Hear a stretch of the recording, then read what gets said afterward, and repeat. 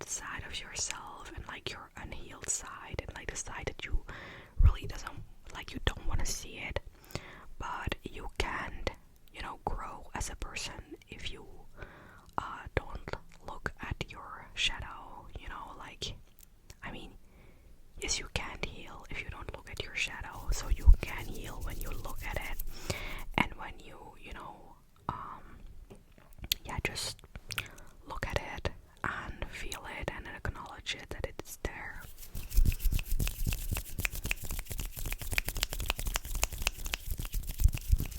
Then the next thing I want to say is stop running away from your own thoughts.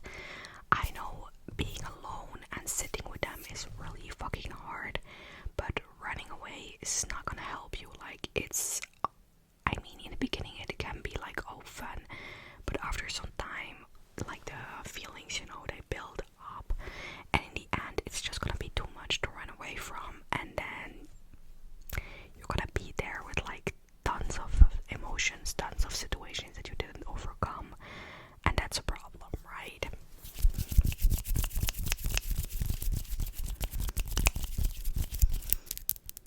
Then stop using unhealthy coping mechanisms, or just stop using coping mechanisms in general. I know that's really fucking hard, so that's why I say stop using unhealthy coping mechanisms. Find something that makes you happy, like a new hobby or stuff, and don't cope with drugs or alcohol or whatever, because in the end you're also running away, because you're literally doing substances as a way of like not being with yourself and not having to sit with yourself. The next thing that I want to say is really like start journaling. Like, the beginning of my spiritual journey also started with journaling. I started to write everything down that I did in a day, and every thought that I had in a day that I was like, oh, wait a second. And it's really nice to reread your old journals, because I did that last month, I think, and I really was like, damn, I really grew as a person, and I really like situations that seemed like such a big thing in my past. I read them and I was like, oh, I didn't even think of them, so that means that I'm completely over it, because it didn't do me anything anymore. And journaling is just a really nice way of putting your thoughts on paper, and it can make it way more clear. And yeah, I don't know, I just really like journaling. I write thoughts down, there are like so many things, like I'm like, I don't know, walking outside, and suddenly I'm like, wait a second, like last year at this time I went through this, and now I feel this about that, and then I write it down, so that later on I can reread it and I can be like, oh wait, like I really moved on from that, right?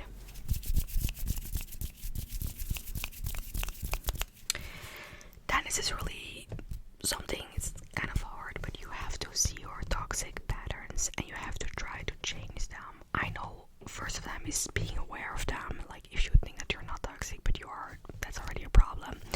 But second of all is find a pattern in your patterns, and then when you find this pattern, then you can, relocate it like to something. Like, let's for example say that your toxic pattern is that you always go for older men. Yeah, daddy issues, right? And then you know what you have to fix. That's kind of what I want to say. The next thing that I want to say is that you have to try to change your irrational thoughts to rational thoughts. And I know that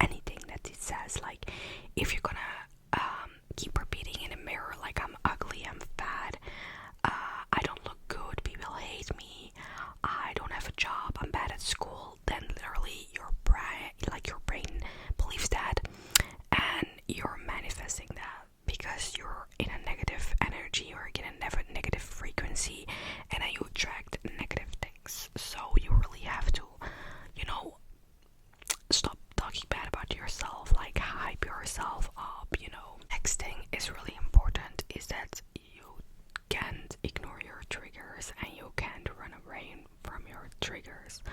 If you know that you're triggered by a relationship, then the solution is not to never go into a relationship again. It's to go into a relationship again and work on yourself and change your patterns and work on those triggers and see where they come from and, you know, fix them, right? Like, it's important to really feel the pain of the trigger in order to overcome it. It's like the same with those songs that you listen to in a specific period of your life where you were like sad and depressed, because I have those songs too, and I force myself to listen to them until they're like normal songs again, because I like the song, because it's a good song, and I don't want to let a specific song ruin my whole day just because I played it a lot in a specific period of my life. And then the last thing that I want to say is get out of the environment that made you sick. Like, you can heal in a place that made you sick. If you have issues with your parents and they broke you, they gave you traumas, then you are never gonna heal at home, right? I had a lot of issues with my parents, and since I live alone, the connection with my parents is way better than before, because I have my own space, I have my own time, I have my own, just my own room, and I see them every weekend, and I am literally so close with my mom right now. Like, I appreciate her like so much and I love her so much, but being at home like the whole time and never having space for myself or time for myself really broke me, and I could not heal the things that happened to me at home. And now that I live somewhere else, my mental health is like way fucking better. So I really, I know if you don't have like the supplies for it, like you don't have the money for it, but just in general, if you're like, I don't know, being bullied at a school, it's really hard. It's really gonna be hard to move forward at that school and to heal at that school. Like, then it's, for me personally, it's better to just go to another space and heal and start a new chapter instead of like being with the old chapter. And I don't know, I just have a feeling that I couldn't heal in that like environment, kind of.